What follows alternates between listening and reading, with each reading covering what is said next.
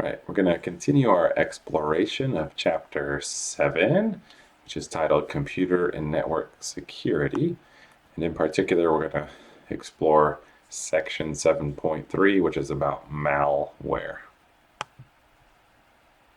So we looked at the Firesheep case scenario, and the Firesheep extension to the Firefox browser highlights a significant security weakness of unencrypted Wi-Fi networks.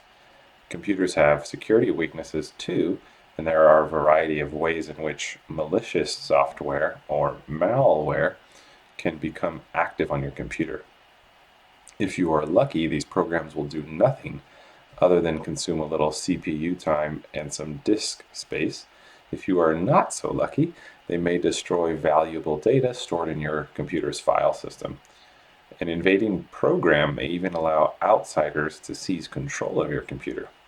And once this happens, they may use your computer as a depository for stolen credit card information, a web server dishing out pornographic images, or a launchpad for spam, or a denial of service attack on a corporate or government server.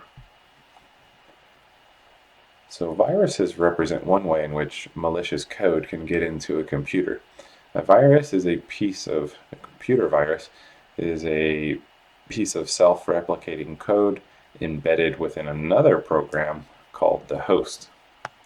When a user executes a host program infected with a virus, the virus code executes first. The virus finds another executable program stored in the computer's file system and replaces the program with a virus-infected program. So after doing this, the virus allows the host program to execute, which is what the user expected to happen. If the virus does its work quickly enough, the user may be unaware of the presence of the virus. And because a virus is attached to a host program, you may find viruses anywhere you can find program files, such as hard disks, thumb drives, CD-ROMs, email attachments, and the like. So viruses can spread from machine to machine via thumb drives or CDs.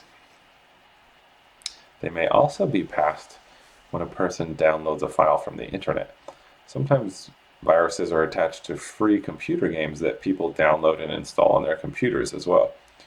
But today, many viruses are spread via email attachments. Some viruses are fairly innocent. They simply replicate. These viruses tend to occupy disk space and consume CPU time, but the harm they do is relatively minor. Other viruses are malicious and can cause significant damage to a person's file system. Commercial antivirus software packages allow computer users to detect and destroy viruses lurking on their computers. To be most effective, users must keep antivirus software up to date by downloading patterns corresponding to the latest viruses from the vendor's website. Unfortunately, many people are negligent about keeping their virus protection software up to date. So this is empirically verifiable, and according to the Statistics Office of the European Union, a survey of internet users revealed that 31% of them had experienced a computer virus in the previous 12 months that had resulted in a loss of information or time, even though 84% of them said that their computer was running antivirus software. So what that usually means is that they were not keeping their virus protection current. To make matters worse, criminals have found a way to profit from people's concern about viruses and their eagerness to install antivirus software when they believe their systems are infected.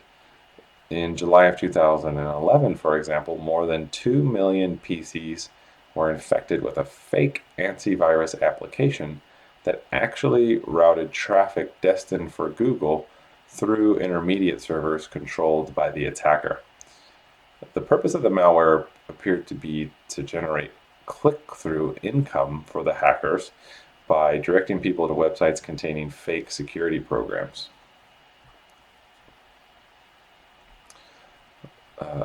So unlike a virus, a worm is a self-contained program that spreads through a computer network by exploiting security holes in the computers connected to the network.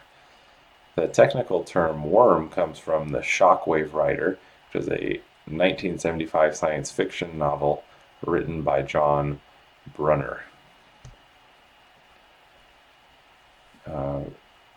This is a famous case of the internet worm. I think it was one of the first, or the first.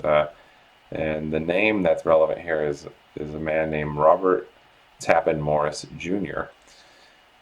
And Robert began learning about the Unix operating system when he was still in junior high school.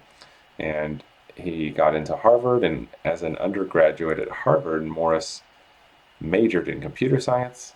And he quickly gained a reputation for being the computer lab's Unix expert. While at Harvard, Morris was responsible for several computer pranks. He seemed to enjoy pulling these types of pranks. And then later in graduate school, he got accepted to Cornell University in the fall of 1988 in their graduate program in computer science.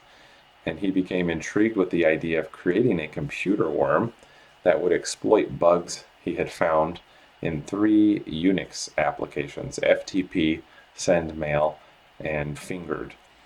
The goal of the worm was to infect as many computers as possible. It was not aimed at destroying or corrupting data files on the machines it infected, however. So on November 2nd of 1988, Morris learned that a fix for the FTP bug had been posted to the internet, meaning his worm program could no longer take advantage of that security loophole.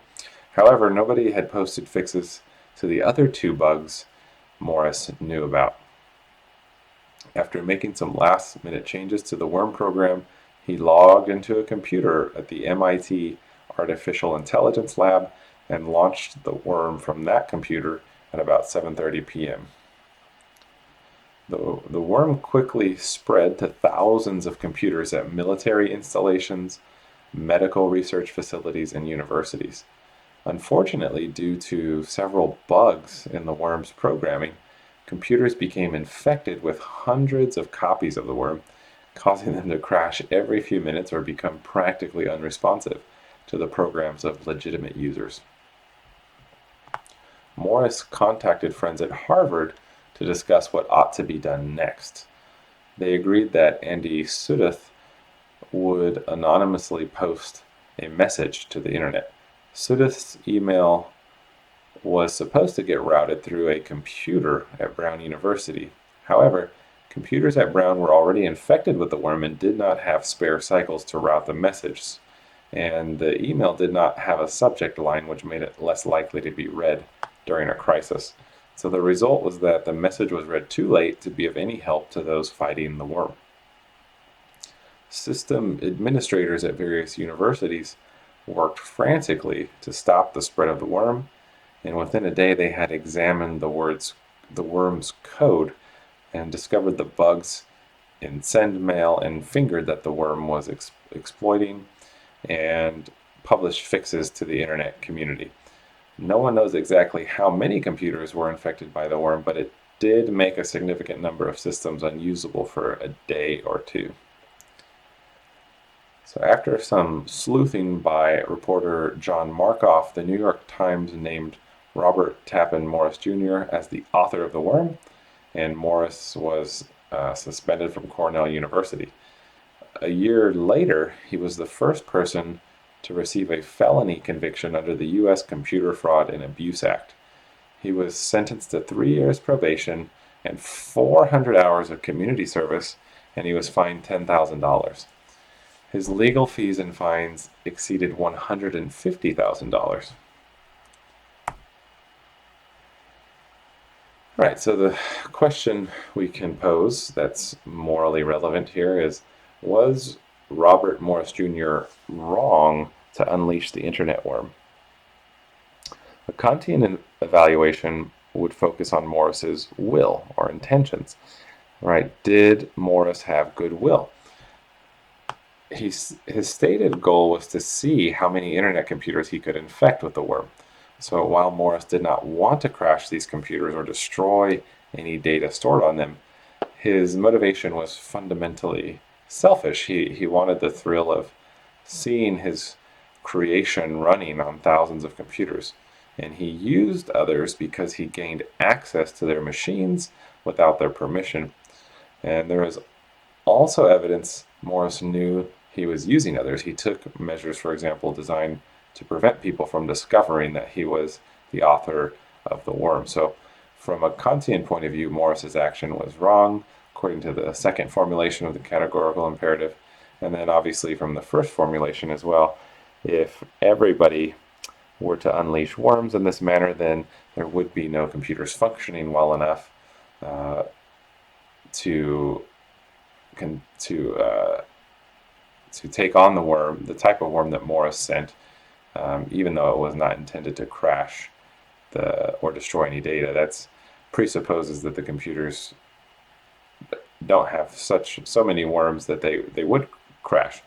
But if everybody was unleashing even these relatively tame worms that Morris designed, that's exactly what would happen. So he could not consistently imagine a world in which his action could be carried out if everyone else was doing it. So, according to the first formulation of the Kantian categorical imperative, his action is morally wrong as well. All right. From a social contract theory point of view, Morris's action was also wrong. I mean, he violated the property rights of the individuals and organizations whose computers were infected by the worm, and they had the right to determine who would use their computers, and they attempted to enforce this right by requiring people to identify themselves by username and password. But Morris took advantage of security holes in these computers to gain unauthorized access to them. So he made an exception of himself um, and expected everyone else to follow the social contract in place. But when his worm caused these computers to become unresponsive or crash, he denied access to the legitimate users of these computers. Right, and so he was acting outside of the social contract then. And obviously, part of the social contract theory involves these property rights that were violated as well. So that's another perspective within social contract theory to try to show why this would be morally wrong from within social contract theory. So a utilitarian evaluation of the case would focus on the benefits and harms resulting from the spread of the worm. And the principal benefit of the internet worm was that organizations managing these Unix computers discovered there were two significant security holes in their systems, and they received the instructions they needed to patch these holes before a truly malicious intruder took advantage of them to enter their systems and do a lot of damage to their data. So, of course, Morris could have produced the same beneficial results simply by contacting the system administrators at UC Berkeley and informing them of the security holes he had found, and that would have been to his own benefit as well. That would have had significant prudential value for him in terms of the consequences that resulted from him not doing that and going with the illegal route that he chose instead. And so in addition to those harmful consequences, the internet worm had other harmful consequences. I mean, a large amount of time was spent by system administrators as they defended their machines from further attacks.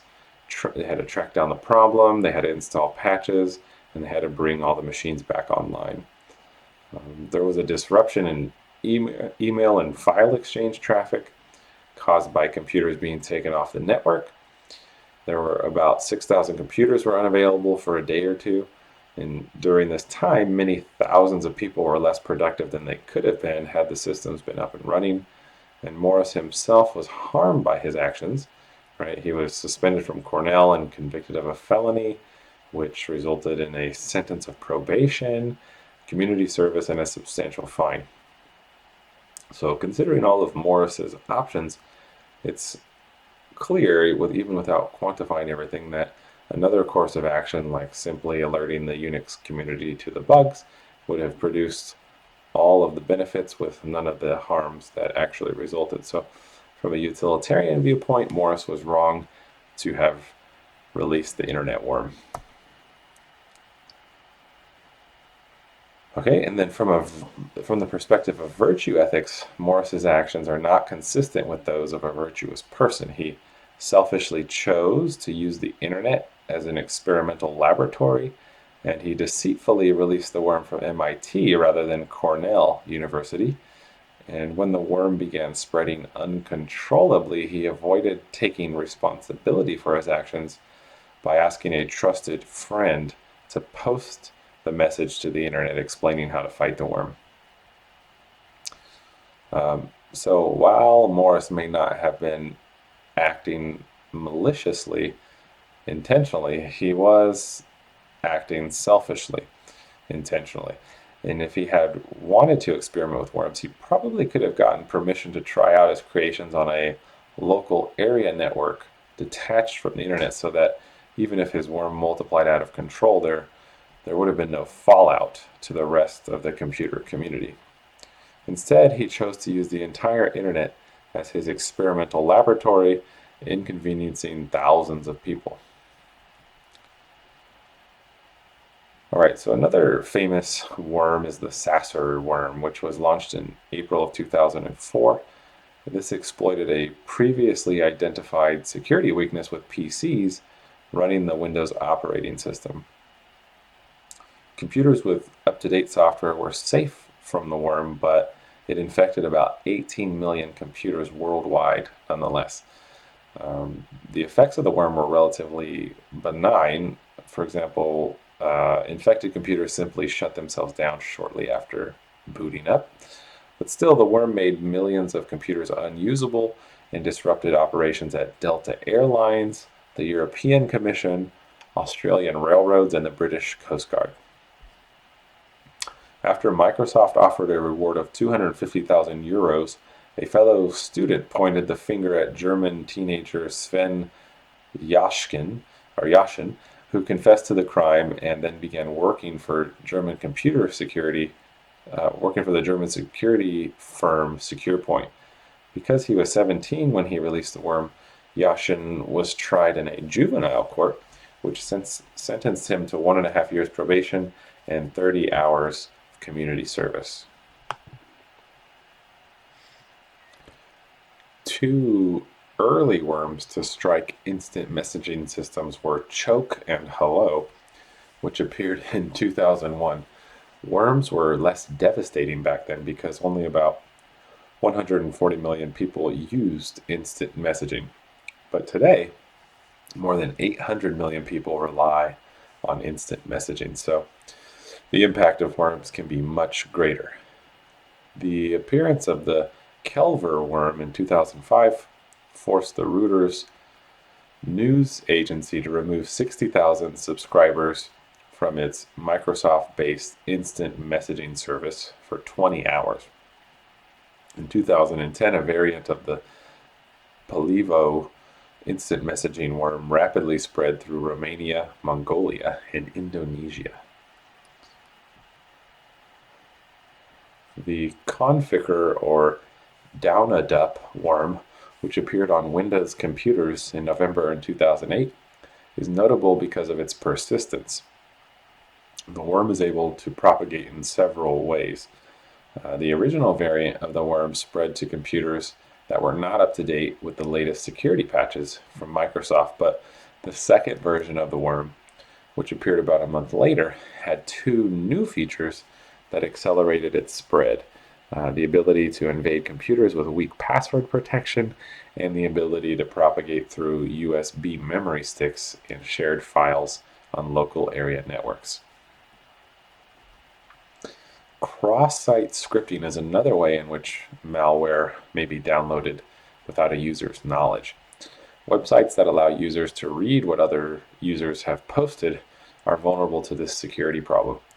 What the attacker does is inject a client-side script into a website, and when an innocent user visits the site sometime later, the user's browser executes the script, which may steal cookies, track the user's activity, or perform another malicious action.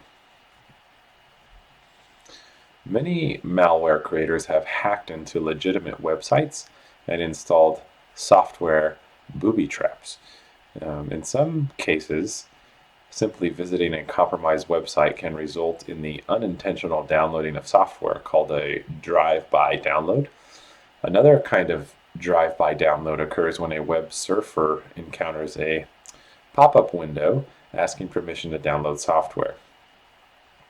The user approves the download thinking the code is necessary to view the content on the website, but in actuality, the download contains malware. The drive-by download problem is growing. The Google anti-malware team has discovered more than 3 million URLs that initiate drive-by downloads. That may not seem like so many URLs given the size of the web, but hackers target the most popular websites. As a result, about 1.3% of queries to Google's search engine result in malicious URLs appearing somewhere in the results page. A Trojan horse is a malicious computer program designed to deceive users by concealing a sinister purpose behind a benign capability. When the user executes a Trojan horse, the program performs the expected beneficial task, but the program is also performing actions unknown to and not in the best interest of the user. An example of a Trojan horse is MockMex, first uncovered in 2008 in digital picture frames manufactured in China. It spread from digital picture frames to computer hard drives and other portable storage devices people attach to their PCs. The purpose of the Trojan horse appeared to be to steal passwords to online computer games. A backdoor Trojan is a Trojan horse that gives the attacker access to the victim's computer. For example, a backdoor Trojan may purport to cleanse malware from a computer, but in actuality installs spyware, which we'll talk about later. Ransomware is malware, but it's designed to extort money from the victim of the attack. It may be installed on a victim's computer via a drive-by download, a Trojan horse, an email attachment, or another means. The ransomware problem began in Russia, but began spreading in a significant way to other countries in 2012. Early versions of ransomware often used a phony message from a law enforcement agency to accuse victims of an illegal activity and to extract fines from them. For example, Rivton locked the victim's computer and filled the screen with a window containing a message purporting to be from the FBI or the Department of Justice. The message informed victims that their IP address had been associated with some sort of illegal activity, such as downloading child pornography, and demanded that they pay a fine using a prepaid money card. Today, cryptographic ransomware is a serious problem, particularly for businesses. Cryptographic ransomware encrypts all of the files on the victim's computer and demands payment in return for the key that can be used to decrypt the files.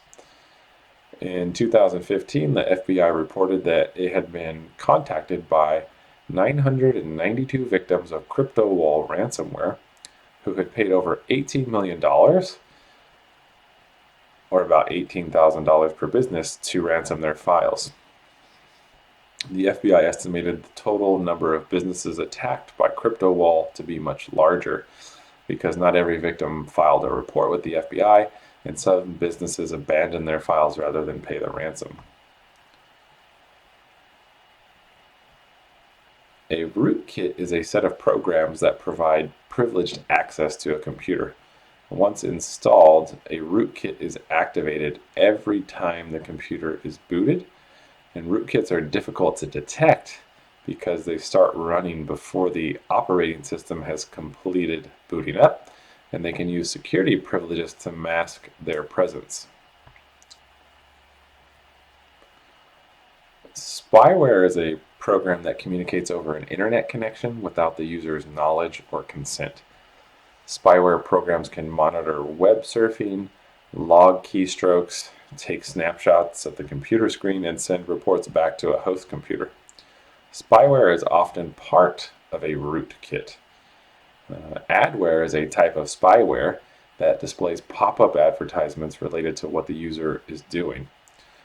Since people would not intentionally download a spyware program, spyware must get installed using subterfuge. Free software downloaded from the internet, for example, often contains spyware. Alternatively, the spyware may be a Trojan horse, tricking users into downloading it because they think it serves a useful purpose.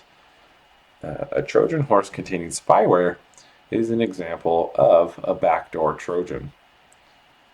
A 2006 survey of U.S. consumers with broadband internet connections found that 89% of them had spyware on their computers. See, a bot is a particular kind of backdoor Trojan that responds to commands sent by a command and control program located on an external computer. The first bots supported legitimate applications like internet relay chat channels and multiplayer internet games. Today, however, bots are frequently used to support illegal activities. A collection of bot-infected computers is called a botnet, and a person who controls a botnet is called a bot herder. Botnets can range in size from a few thousand computers to over 1 million computers. In most cases, people have no idea that their PCs have been compromised and are part of a botnet. It's been estimated that as much as 90% of spam is distributed through botnets. Bots can also be used as spyware, stealing files or logging keystrokes to gain credit card numbers or other sensitive information. Botnets can also be used to support distributed denial of service attacks, which we will discuss in section 7.4.3.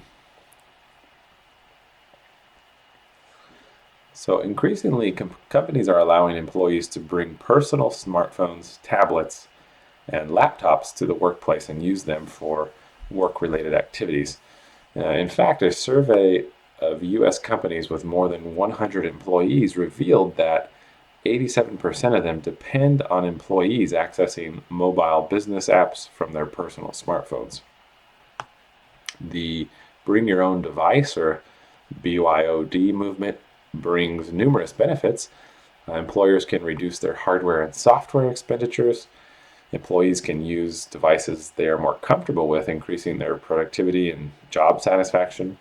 However, allowing employees to use their own devices to access the company network, send and receive emails, or access company data introduces security risks.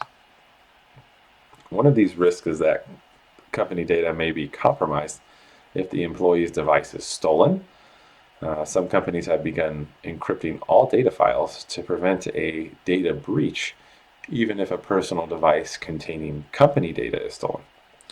Another risk is that if the employee's device is insecure, it may provide an avenue for a malevolent agent to break into the company's network.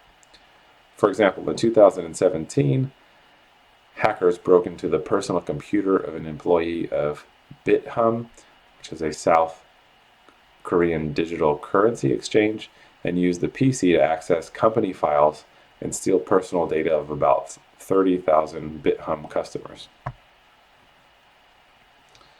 So to address security concerns, companies establish BYOD policies. These policies can address a variety of issues, including what are the security standards for personal devices, like password requirements, anti-malware packages, and so on. What applications are employees allowed to run from their personal devices? What is the level of support for personal devices that the company's IT department will provide? And does the company have the right to erase all data on a personal device that has been stolen? And how will company data be removed from the devices of employees who are leaving the company?